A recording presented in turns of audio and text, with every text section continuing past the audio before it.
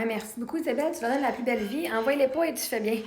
C'est atroce comment il y a de la violence et tout. Et là, la prof 403 qui dit les mettre dans une bulle n'est pas mieux non plus. Il faut trouver le juste milieu. Pourquoi tu vois ça si négatif? Est-ce que tu es en mesure de constater que dans les écoles, il y a de la bienveillance, de l'entraide, des projets extraordinaires, de la coopération, des amitiés qui peuvent durer toute une vie, des confidences, des liens avec des significants, des liens des signifiants.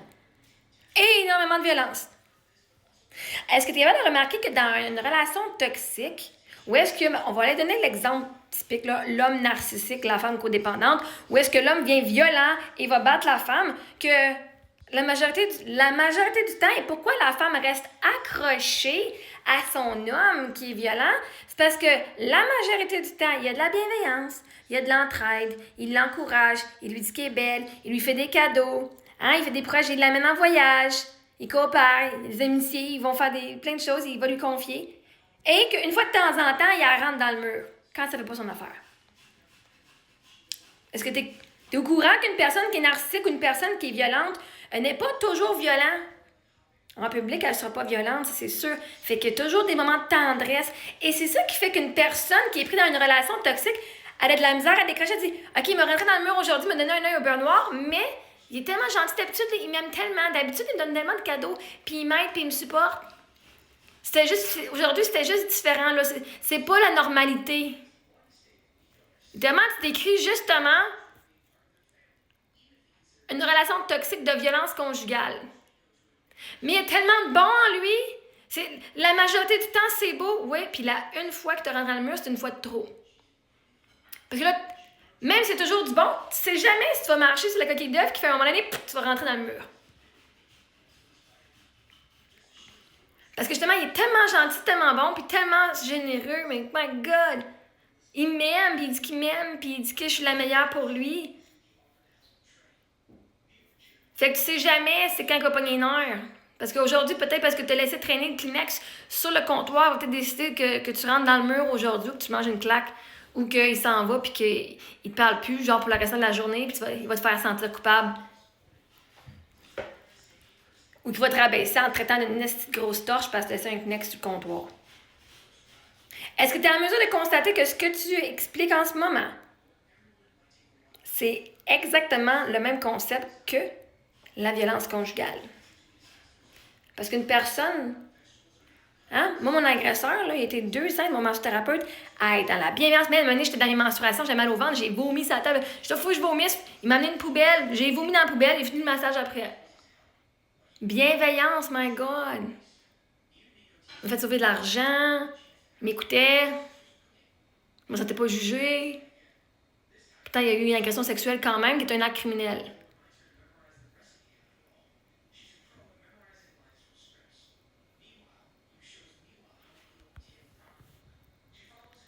Fait que je suis en mesure de constater que toutes ces choses-là arrivent et existent dans un environnement extrêmement toxique et qui rend les enfants malades mentalement, qui leur cause un extrêmement grand stress. Tout ça arrive, pourquoi est-ce qu'il y a de l'entraide? Parce qu'ils sont tous pognés dans le style d'école, qui sont obligés, ils peuvent pas se sauver, il n'y en a pas un qui peut se sauver. Fait que soit tu te tires une balle en tête, tu vas te suicider parce que tu peux pas t'en sauver, ou tu te fais de l'entraide, tu vas te faire des amis parce qu'il faut que tu survives. C'est un peu genre... comment on pourrait dire? Tu sais, là, le jeu, là, Among Us, c'est comme Squid Game. T'es pogné dans tes 4 murs, Squid Game. Et là, c'est fucking toxique parce que si tu fais pas ce qu'il faut, tu vas te faire shooter right, dans Squid Game.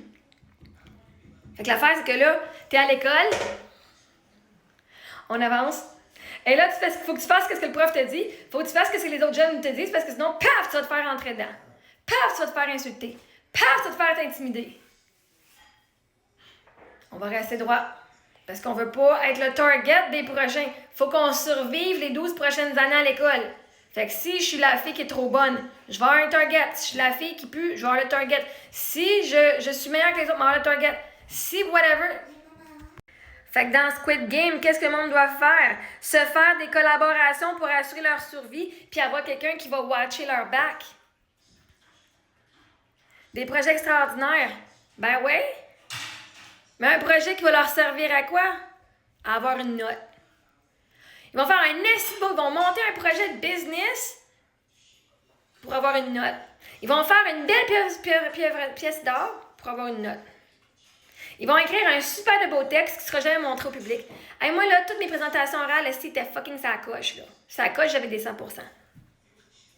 Pour que ce soit les 24 personnes dans ma classe, puis ma prof, que j'ai une note. J'aurais aimé ça que ça soit filmé, j'aurais pu les poster, puis ça aurait pu être super intéressant pour plein de monde.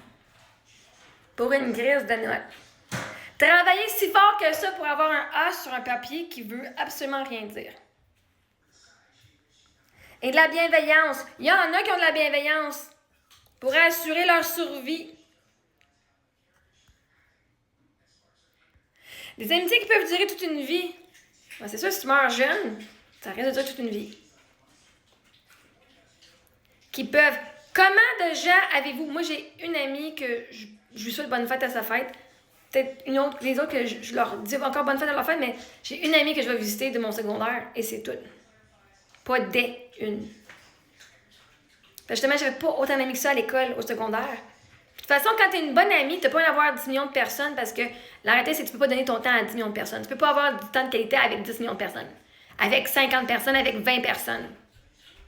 Fait que c'est faux que les amitiés, toutes les amitiés vont durer toute une vie. Tu vas peut-être avoir un, peut-être deux liens.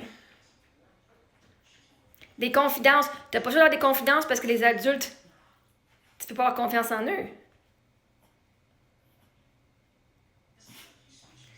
Vois-tu que toutes ces choses-là, tu peux avoir ça chez vous.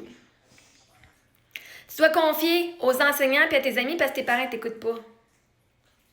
L'école est là parce que justement, tes parents ne te donnent pas ce que tu as besoin, fait que l'école, faut qu'elle t'en donne un petit peu plus. Mais il reste quand même que tout ça arrive dans un environnement fucking toxique. Moi, chez nous, jamais moi, mes filles, on va se mettre un fusil ou un couteau à dire, on va te tuer. Mais à l'école, tu sais jamais c'est quand ça va arriver. Tu sais jamais s'il y en a qui va être fucking fru contre toi puis venir t'attaquer dans la classe. Ou venir ramasser ton sac d'école puis te crisser par terre puis tout pitcher tes affaires puis tes affaires poubelles. Tellement tu peux vivre ta vie puis nous aussi va venir te ramasser dans le casier. Je sais pas ce qu'ils t'aiment pas à la face. Vois-tu? Il y en a qui vont se faire fucking abuser puis intimider puis ils vont avoir leurs amitiés parce qu'ils vont devoir avoir quelqu'un qui parler parce que même quand ils vont se plaindre à la direction, ça fait fucking rien. Fait que quand tu n'es même pas protégé par ta direction, par les enseignants et par les employés, faut que tu trouves une façon de survivre les fucking 12 années que tu es pogné dans un système, que tu es en constant stress, sur la pression, sur la performance, où est-ce qu'on ne te permet pas de manger et de respirer quand tu veux. Puis que si tu dares pas avoir une bonne note, Chris, tu vas avoir une étiquette d'élève qui est pas bon puis qui va jamais réussir rien en vie. Bonne chance de survivre ça, Esti.